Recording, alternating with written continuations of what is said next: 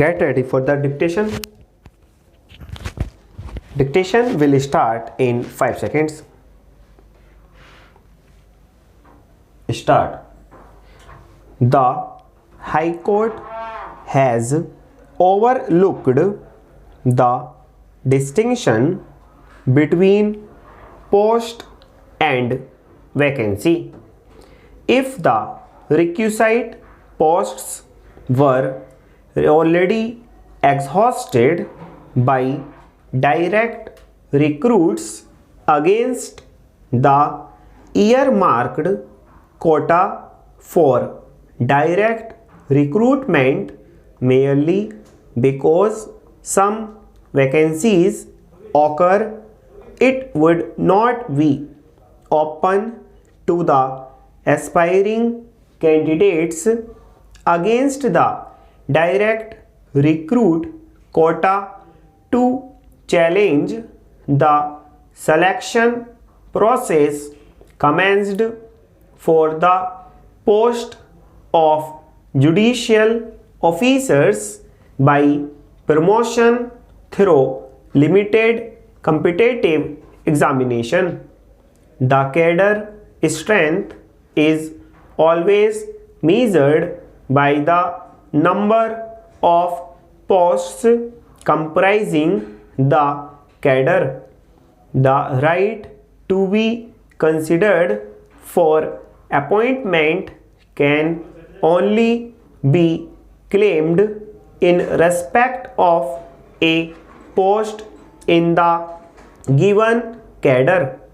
The percentage of quota has to be worked out in relation to number of posts which form the cadre and has no relevance to the vacancy that would occur.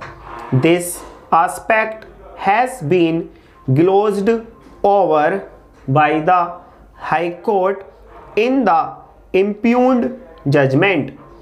Suffice it to observe that as no post for direct recruits existed as on 30th April 2008, the challenge to the selection process to fill up the vacancy by promotion through limited competitive examination at the instance of expiring candidates by direct recruitment cannot be countenanced.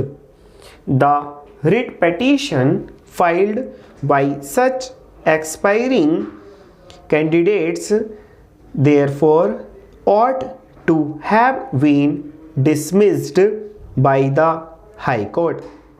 Having said this, it must follow that the selection process of 2008, which has been completed pursuant to the liberty given by this court by way of interim order, is proper and to become final.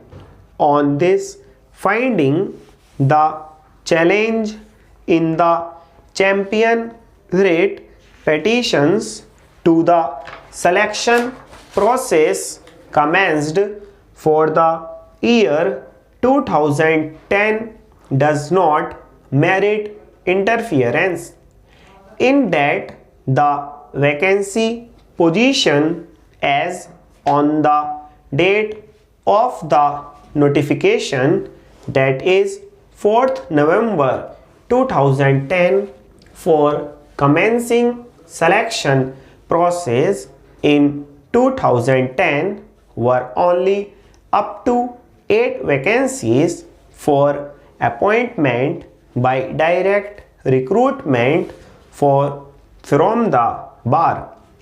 None of the writ petitioners before this court claim to be within the first 8 merits lists candidates, the petitioners were placed at serial number 9 onwards. The first 8 candidates having been appointed, the selection process for 2010 would get exhausted and considered as complete, merely because the names of the writ petitioners appear in the selection list. They do not acquire any indefeasible right in getting appointed.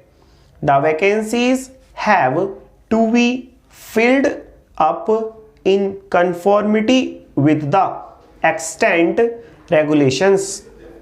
The selection process in which the writ petitioners participated was commenced on the basis of the said notification of 8 notified vacancies, and appointments have been made from the meritorious candidates. The selection process must be treated as having come to an end. The fact that the notifications for subsequent selection process issued by the High Court notifying different or higher number of posts for direct recruitment can be of no avail to the selection process of 2010. That changed position is ascribable to subsequent period on the basis of availability of posts for direct recruits. Similarly, the fact that one candidate amongst the appointed 8 candidates after due selection subsequently resigned, no right can accrue to the writ petitioners on completion of the selection process of 2010. Full stop.